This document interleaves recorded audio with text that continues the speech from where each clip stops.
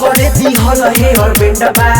बड़ी तेज रे दिमाग के बरे हैंडबा अरे पियावा हमारा थाईलैंडबा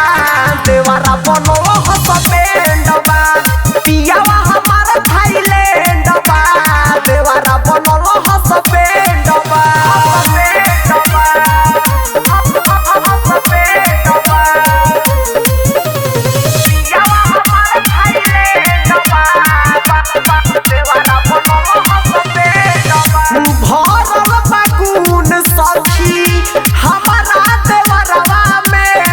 घड़ी लेके घूमे हमारा के कोरावा में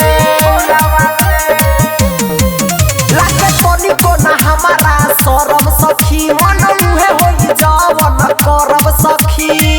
उ तो दूसरे के बनल फ्रेंडबा हमारा लागे सखी हाफ महंडबा अरे पियावा कइल थाईलैंडबा देवारा बनल हस बेंडबा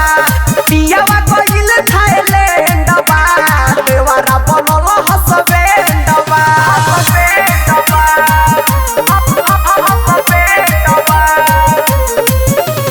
पियावा हमारा थाईलैंडबा देवारा बनल हस बेंडबा जानो से ज्यादा माने रॉकी रंगीला हो कोई देता चोली हमार सुतला में ढीला हो सखी ठीक से न माने ललित पिया हो न बोल जवानी भी लिख किया हो सखी लागे बड़ी बिगड़ल गेंगबा कबो दिल्ली कबो जाते इंग्लैंडबा अरे पियावा